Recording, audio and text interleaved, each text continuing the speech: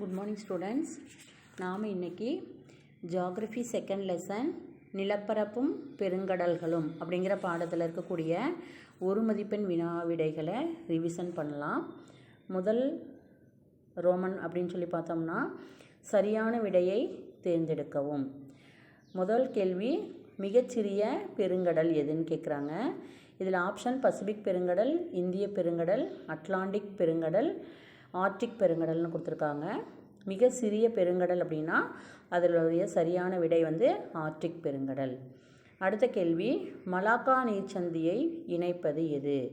Malacca நீர்ச்சந்தியை இணைப்பது Pacific பெருங்கடல் மற்றும் அட்லாண்டிக் பெருங்கடல்னு ஒரு ஆப்ஷன், பசிபிக் பெருங்கடல் மற்றும் தென் பெருங்கடல்னு ஒரு ஆப்ஷன், பசிபிக் பெருங்கடல் மற்றும் இந்திய பெருங்கடல், அதுக்கப்புறம் பசிபிக் பெருங்கடல் மற்றும் ஆர்டிக் பெருங்கடல். இதில் ஆப்ஷன் எது அப்படின்னா இ ஆப்ஷன். பசிபிக் பெருங்கடல் மற்றும் இந்திய பெருங்கடலை ரெண்டையும் இணைப்பது மலாக்கா நீர்சந்தி அப்படிங்கிறது. அடுத்த கேள்வி, அதிகமான கப்பல் போக்குவரத்து நடைபெறும் பெருங்கடல் எது?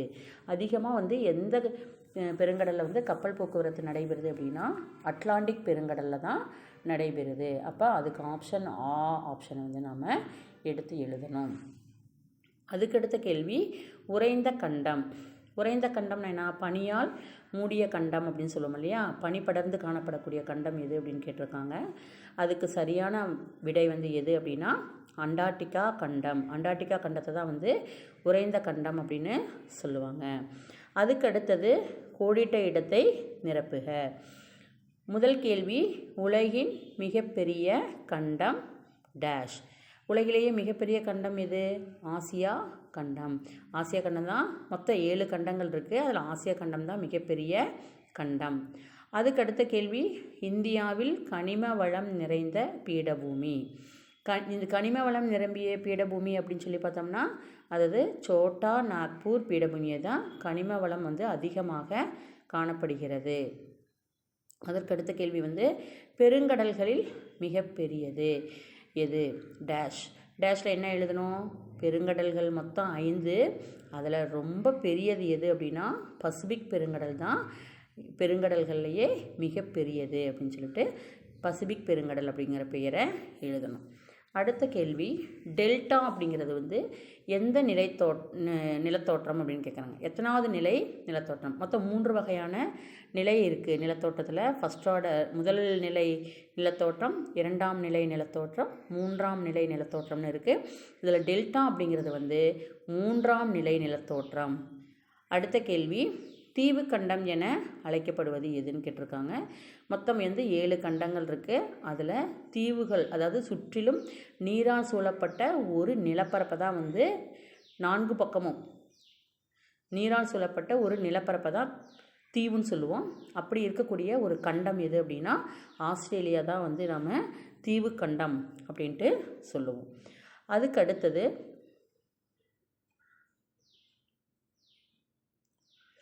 பொருந்தாததை வட்டமிடுக. ஆப்பிரிக்கா, ஐரோப்பா, ஆஸ்திரேலியா, இலங்கை. இப்போ இதில் பொருந்தாதது எது அப்படின்னு சொல்லி பார்த்தோம் அப்படின்னா இலங்கை தான் பொருந்தாதது. மற்றது எல்லாமே பார்த்தோம் அப்படின்னா கண்டங்கள். இலங்கை அப்படிங்கிறது ஒரு நாடு, அதனால் பொருந்தாதது இது இலங்கை. அப்போ இலங்கை தான் என்ன பண்ணணும்? சர்க்கிள் பண்ணணும். அடுத்தது, ஆர்டிக் பெருங்கடல், மத்திய தரைக்கடல், இந்திய பெருங்கடல், அட்லாண்டிக் பெருங்கடல். ஆர்டிக் பெருங்கடல், மத்திய தரைக்கடல், இந்திய பெருங்கடல், அட்லாண்டிக் பெருங்கடல். இப்போ இதில் ஆர்டிக் பெருங்கடல், இந்திய பெருங்கடல், அட்லாண்டிக் பெருங்கடல் இது 3மே பார்த்தோம் அப்படின்னா பெருங்கடல் அப்படிங்கிற லிஸ்ட்டில் இருக்குது. மத்திய தரைக்கடல் அப்படிங்கிறது கடல் அப்படிங்கிற லிஸ்ட்டில் இருக்குது. சின்ன நீர்ப்பரப்பு. பெருங்கடல்ங்கிறது பரந்து விரிந்த நீர்ப்பரப்பை தான் பெருங்கடல் அப்படின்னு சொல்லுவோம். அப்போ மத்திய தரைக்கடல் அப்படிங்கிறத நாம் என்ன பண்ணணும்? செலக்ட் பண்ணணும். அடுத்தது, பீடபூமி, பள்ளத்தாக்கு, சமவெளி, மலை. இதில் பீடபூமி, சமவெளி, மலை இது 3ம் பார்த்தோம் அப்படின்னா செகண்ட் ஆர்டர் லேண்ட்ஃபார்ம்ஸ், அதாவது 2ஆம் நிலை நிலத்தோற்றத்தை குறிக்கும். பள்ளத்தாக்கு அப்படிங்கிறது 3ஆம் நிலை நிலத்தோற்றத்தை குறிக்கும். அப்போ அதில் பொருந்தாதது எது அப்படின்னா பள்ளத்தாக்கு. அடுத்த கொஸ்டின்,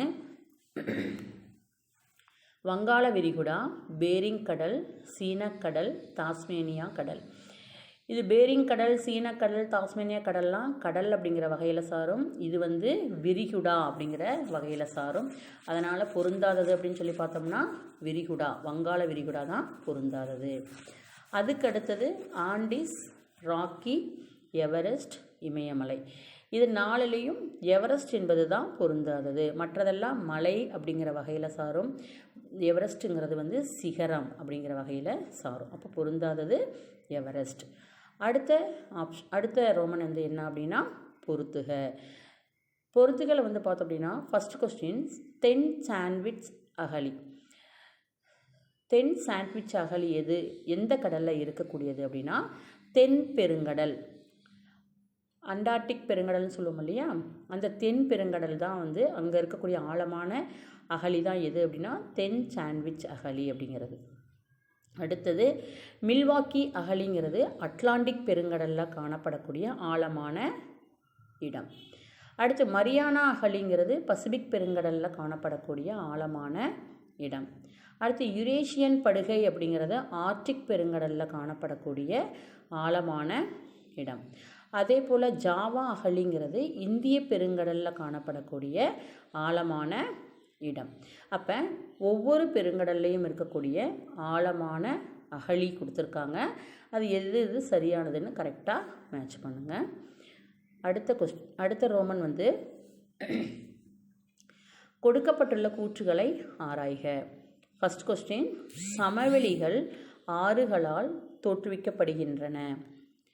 இந்திய பெருங்கடலின் ஆழமான பகுதி சாண்ட்விச் அகழி.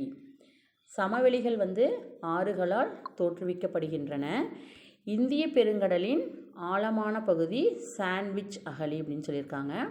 3வது, பீடபூமிகள் வன்சரிவை கொண்டிருக்கும் அப்படின்னு சொல்லியிருக்காங்க. இப்போ மேற்கூறிய கூற்றுகளில் சரியானது எது அப்படின்னு சொல்லி பார்த்தோம்னா 1 மற்றும் 3 மட்டும்தான் சரியானது. சமவெளிகள் அப்படிங்கிறது ஆறால் தோற்றுவிக்கப்படக்கூடிய நிலத்தோட்டம் தான் சமவெளி. பீடபூமி அப்படிங்கிறது வந்து வன்சரிவை கொண்டிருக்கும். ஆனால் இந்திய பெருங்கடலில் இருக்கக்கூடிய ஆழமான பகுதி வந்து சாண்ட்விச் அகழி கிடையாது, ஜாவா அகழி தான் இந்திய பெருங்கடலில் இருக்குது. அப்போ 2வது மட்டும் தவறு, மற்ற 2மே சரி. அப்போ 1 மற்றும் 3 அப்படிங்கிற ஆப்ஷனை நீங்கள் என்ன பண்ணணும், டிக் பண்ணி எழுதணும். அடுத்த கொஸ்டின், கொடுக்கப்பட்டுள்ள கூற்றுகளை ஆராய்க. கூற்று 1, மலைகள் 2ஆம் நிலை நிலத்தோற்றங்கள் ஆகும். மிகவும் ஆழமான அகழி மரியானா அகழி. இப்போ மலைகள் அப்படிங்கிறது வந்து 2ஆம் நிலை நிலத்தோற்றத்தில் தான் வரும். 2வது கூற்று மிகவும் ஆழமான அகழி வந்து மரியானா அகழிங்கிறது தான்.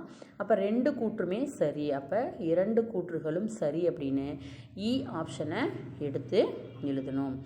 இது வந்து உங்களுக்கு இது எல்லாமே வந்து 1 மார்க் கொஸ்டின் ஆன்சர். இது எல்லாம் என்ன பண்ணுறீங்கன்னா நீங்கள் புக்கை கையில்